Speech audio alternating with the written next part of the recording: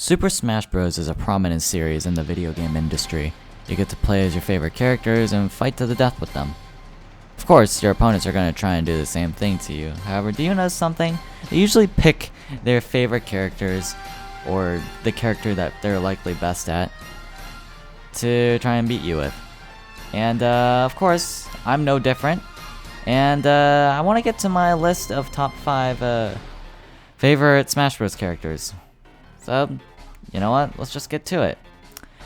Here is my top 5 favorite Smash Bros. Characters. Before we get started, I want to establish something. This isn't a tier list. I want to clarify something else as well. I'm also going to be evaluating the Smash Bros. Ultimate metagame as well. We're going to take a look at the buffs, nerfs that the character has gone through from their last appearance to Ultimate, allowing us to concentrate on the character's strengths and weaknesses in competitive play. And it's just a personal one here, like, this is based on my opinion, obviously. If you have a different list, then go ahead, put it in the comments below. I'd love to hear your thoughts. And one more thing, I am not an actual competitive player. I just like playing the competitive rule set with my brother and other CPUs. So yeah, let's actually get to the list now, after a few honorable mentions. First up is Marth. He's a really fun sword fighter, and to be honest, even though like Lucina's better, I still find Marth more fun to play. Also that tipper, man, golly, that's a really strong utility option to have. Donkey Kong, a heavy hitter, but sometimes really fun to play. Notice I say sometimes, that's because other times I'm not really good with him. Which, to be honest, is most of the time. I'm not really good with Donkey Kong, although I can respect him. That's that, I guess. Bowser. Another heavy hitter, but he's not only the heaviest character in the game, but he actually seems to be one of the fastest in the game as well. He has great damage output, and good frame data from what I've seen so far. And yeah, he just has a whole lot of power to him. Pit.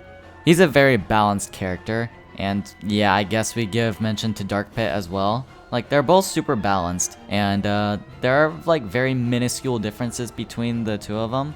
But if I had to pick something, it would probably just be regular Pit. Mostly because of his neutral special. Just because how like it tilts so much more, but it has like the cost of less power. Like, tell you what, here's a way to put it. Would you rather be able to hit your opponent less for more power, or hit your opponent more often for less power?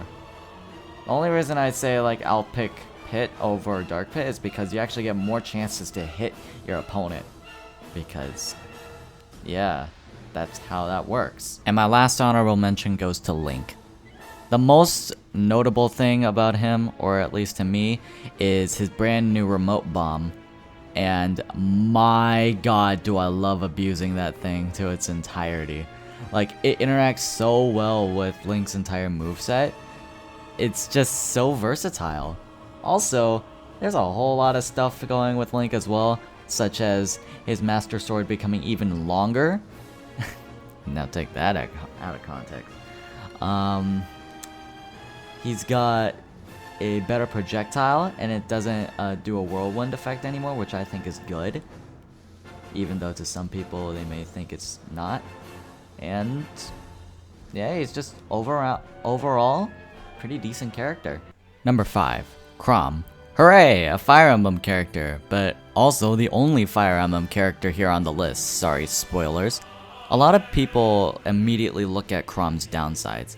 He's easily gimpable, very easily edge-guarded, and his recovery is not the greatest. He has very little horizontal distance.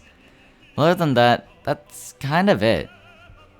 Let's take a look at his positives now, and holy shit, there are a lot. Immediately intriguing is his aggressive playstyle, which I love, and that same recovery move, which is called Soaring Slash by the way, is a huge danger to those in that hit range because they risk themselves to being spiked if they are off the ground. He has a great forward air, his back air is strong, and his up air can they can lock his opponents into combos. His neutral special, or Flare Blade as it's called, is the same as Roy's, and boy is it a great tool to use on the edge. You can even catch your opponents off guard, especially by turning around.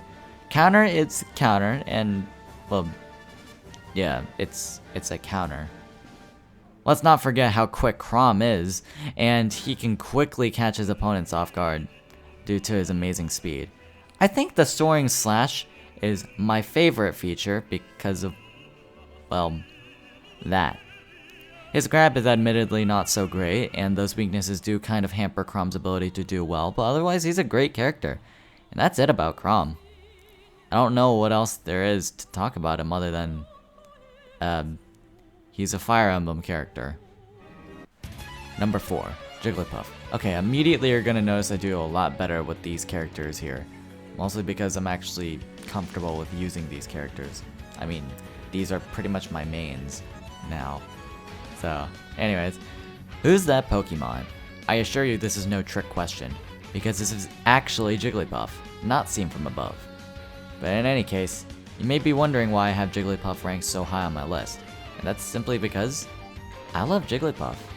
If you did not know about how bad Jigglypuff was before, then I am real damn impressed because that rock on your head must be hella heavy.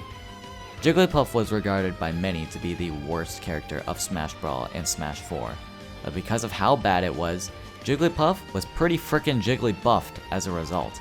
Now Jigglypuff's aerial attacks have much less lag. Combine this with Jigglypuff's fast airspeed, and you being in the air is going to be a dream come true for Jigglypuff. Pound blocks a lot of moves and also helps with recovery and combos now. Sing is now much harder to mash out of, roll out is situational, and don't rest on rest. That's all I can say about it. Other than the fact that it hits hard if you actually land it. But now, let's talk about the air game. Jigglypuff very much appreciated the directional air dodge, because now you can't just spam air dodge to your heart's content. No, you have to think carefully on when your opponent is going to attack so you can dodge and get back to the stage.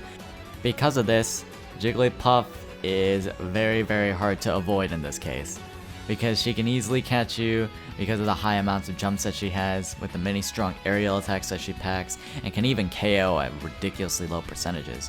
Basically, Jigglypuff is exceptional for being an edge guarder, and it is especially noticeable when using this against heavyweights, where they would usually not be able to recover as easily.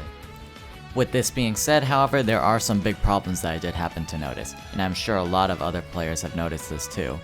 Jigglypuff's air game is somewhat predictable. Her ground game is terrible, so she relies on her aerial attacks and you being off stage to even be doing well in the battlefield at all. And she can't really grab as easily, as her grab range was even toned down from even Smash 4. However, just because I say this does not mean that Jigglypuff is bad. In fact, in my opinion, she is very much viable. However, her weaknesses, such as bad survivability, are still present.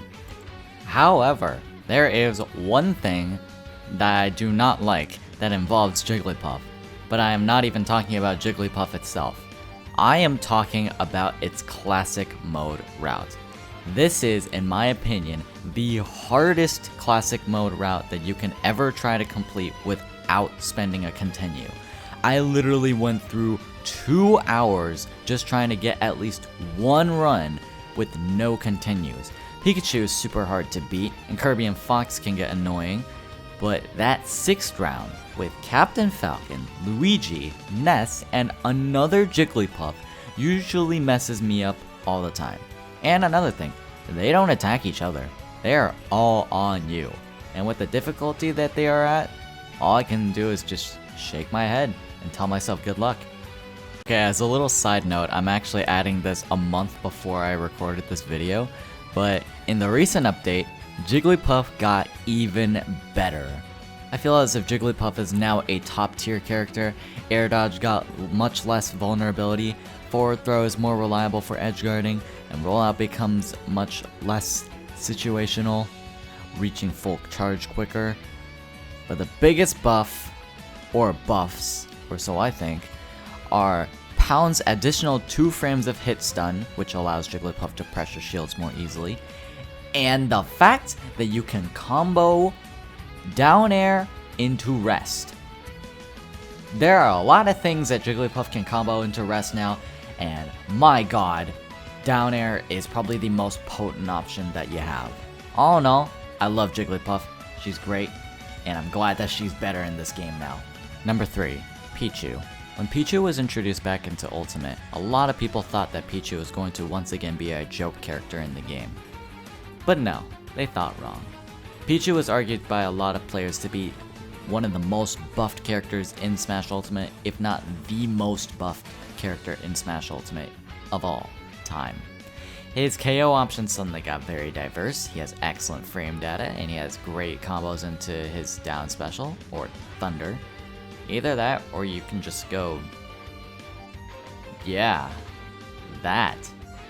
How can you not like this guy? He's at least trying. I definitely see why people do not use him as much anymore, and admittingly, I don't use him as much as I did in the early metagame, but we'll get to that in a moment. However, I do think he is ridiculously fun to play, sometimes even more so than Pikachu, something we will also get into. It has a great edge guarding game, great punish game, and it hits pretty freaking hard. Pichu does have significant flaws though. Pichu is still extremely light, in fact he's one of the lightest characters in the game, right next to Jigglypuff.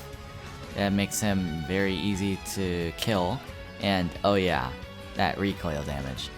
Even though the recoil damage is much less than it was in Melee, it still hurts Pichu a lot. One of the biggest things I was unfortunately surprised about, however, is that he got very, and I mean very, nerfed in Update 3.1, where Pichu's hurtbox became bigger and lost KO power with his forward tilt.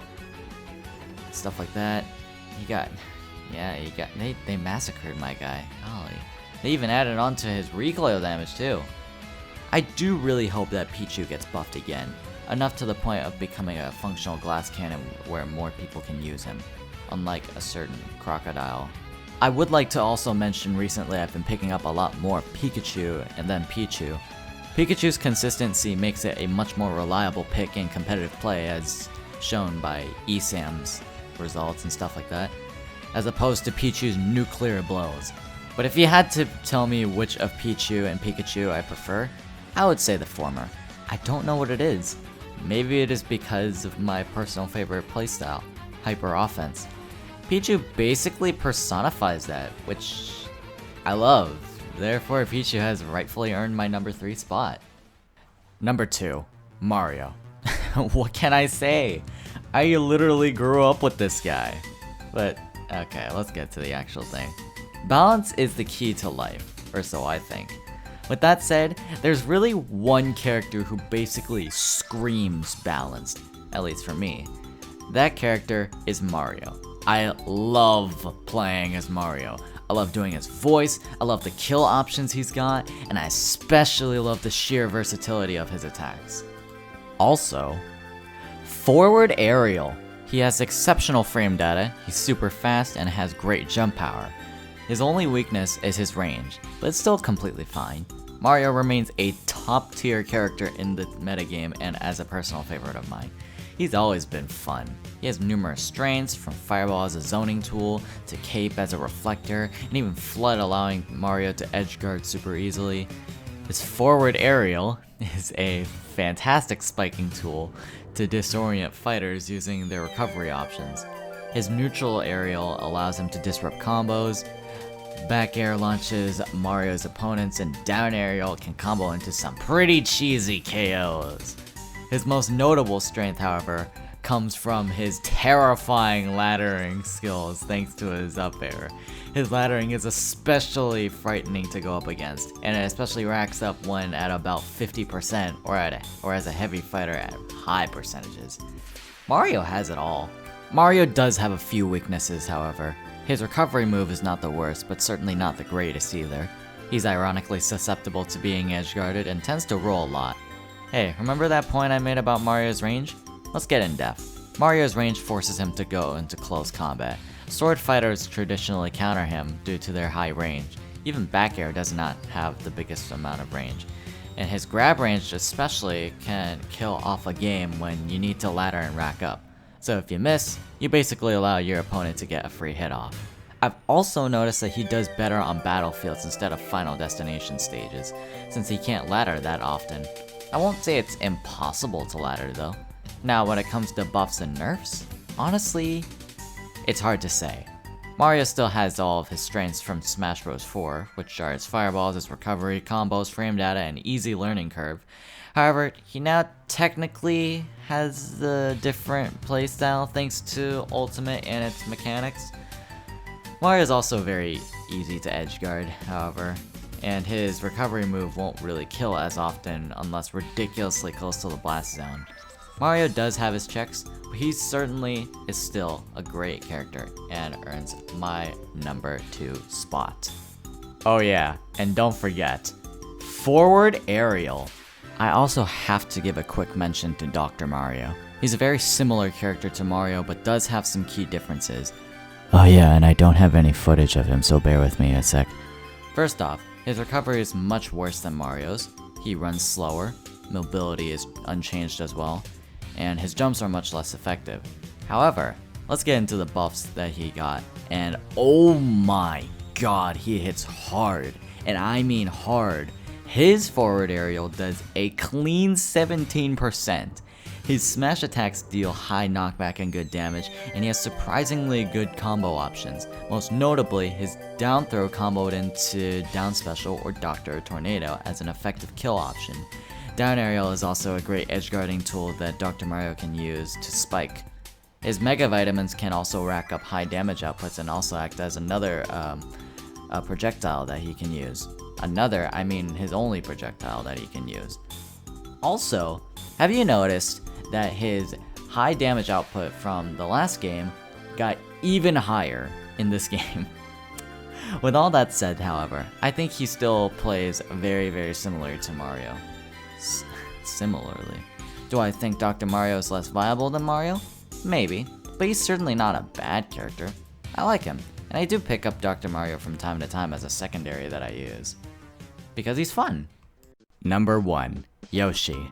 I knew that my bottom half of my list was going to go a little back and forth, however the top 2 are pretty much the reason why I made this list.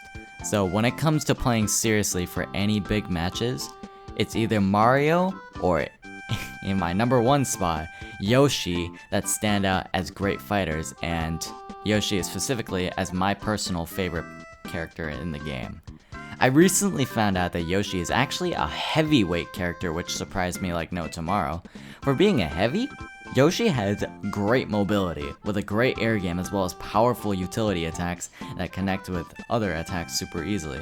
Fun fact, this Yoshi is actually also one of my moderators' mains as well in this game.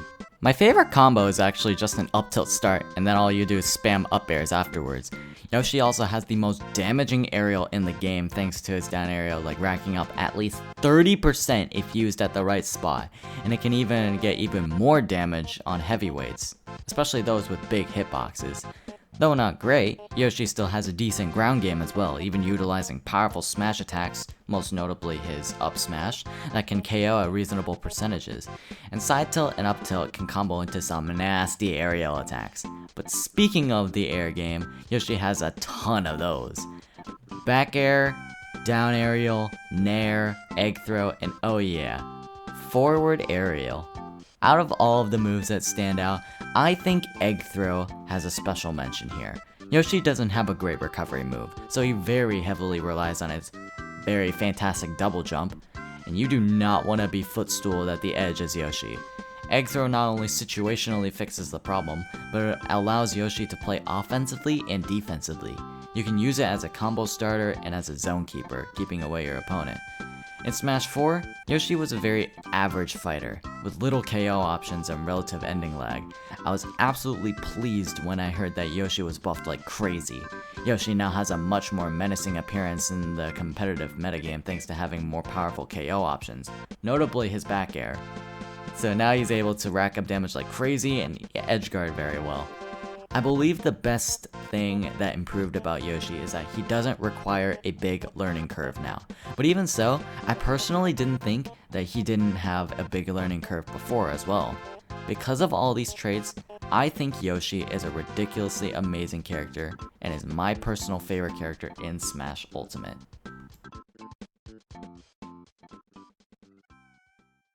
So there you have it, those are my top 5 favorite characters in Smash Ultimate.